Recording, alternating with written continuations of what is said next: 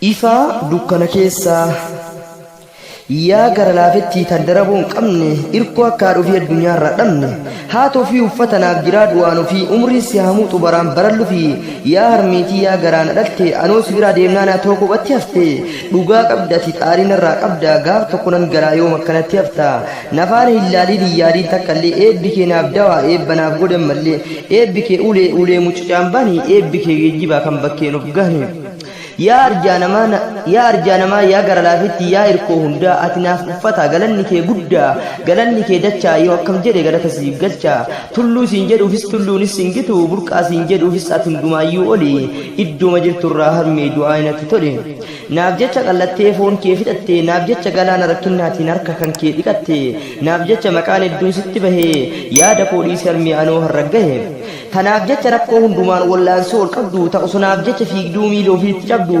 eebduu keessallee yaada kee dhiisu halkanis qalbii guutuun lafa gahee hin ciisu siin har'a gahe siin barnoota baradhe siin qarooma malee balaaf araada lagadhe yoo didde ta'ee lagas qeessise yoo rabbi naqaa jannata ofiisi seensise akkanaaf hin cabne qalbiin kee kophee siiftee akka kopheetti na baafatta dirra nagayaatiin gadi ciiftee yaada koo hobbaafatta akka bunaatti nan araadii harmee yaada koo dhiisi qalbii nagayaatiin lafa gahee ciisi yeroo ani manaaboo akka waan achiin hafu garaan kee danda'ee qalbiin gadi rafu yeroo ani kufu akka waan miidhamee biyyeen na nyaate taamee maal sii godha harmee ji'a sagal guutuu garatti na baattee ji'a sagal booda addunyaa kanaaf na laattee erga na deesse yoom teesse harmee anis si cinqaa ture waa siif tolees harmee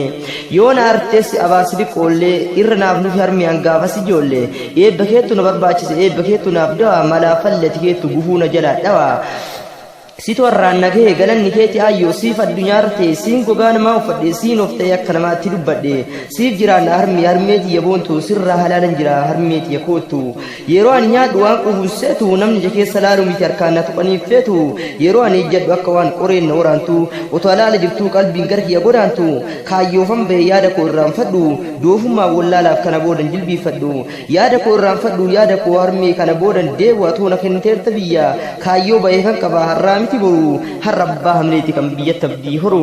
biyyi toon abdatti biyyi tun tiyya ana qaba sabni lammiin maalifiyya erga na deesse ayyoo jiraachuu qofti faayidaa takkan qabu otoo na qabu lammiin koon cabu waan takka shakkiin anoo nam guddaa ta'a yoo jabaannee baranne dhugaan nuuba ana narraa bahii kan jiraadhu sabaafi hin dararama jettee takkallee yaadiin anaafi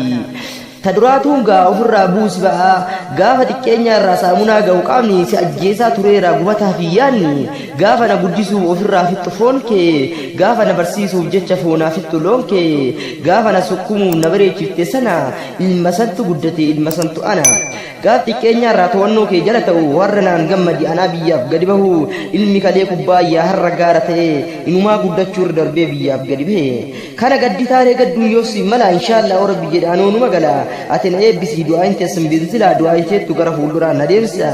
yaa haadhatiyya yaa harmeetiyya ati na eebbisii akka ta'u biyya rabbiin naaf kadhadha akka iyya naaf ba'u akka jawaariif akka doktor zaakirii akka ta'u jarri sunniinis saadhumarraa dhalatte akkuma kiyyaa dhaalattis badhatte namni biyyaaf hin jira namni seenaan beekni bultiin isaa hafa otoo barnoonni jiru an akkamitti rafa ifa barnootaatiin fuulduree koo ibsaa sammuutiyya wallaalaan gara fuulduraatti cimsa garuu galata harmeetiyyaa karatti hin dhiisu harmeetii irraa fagaadhe qalbii guutuun gadi ciisu yaanni harmeetiyyaa wallaahi na gugguba madaan harmeetiyyaa naan qoorri na dhukkuba gara harmee godaana yaadaaf qalbiini umrii kee dheersee siif naa faa'ee rabbiini si malee maal qaba harmeetiyyaa ayyoo sirraa haraaran jira lafan kaa'u kaayyoo silaa sirraan fagaadhu harmeetiyya bira anarras hin duune harrallee numa jira dirqama seenaatti kan na baase biyya malee biyyarraa fagaachuun eeyyamni garaan kiyya yaa harmeetiyya onneetiyya tiru namni akka kee kooluunaaf ta'u hin jiru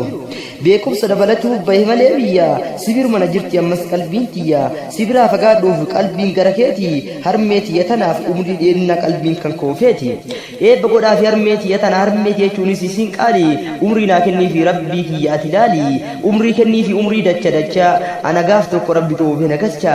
yoo na abaarte sundumaa naaf dhiisi waan kiyya yaadin qalbii nagaatiin lafa gahe ciisi wallaa yaadhatiyya sibiraa fagaachuun eeyyamni ayyoo waan akeeke laaleef malee akeekaa fi kaayyoo malee sibiraa fagaadhee anuu yaadne feene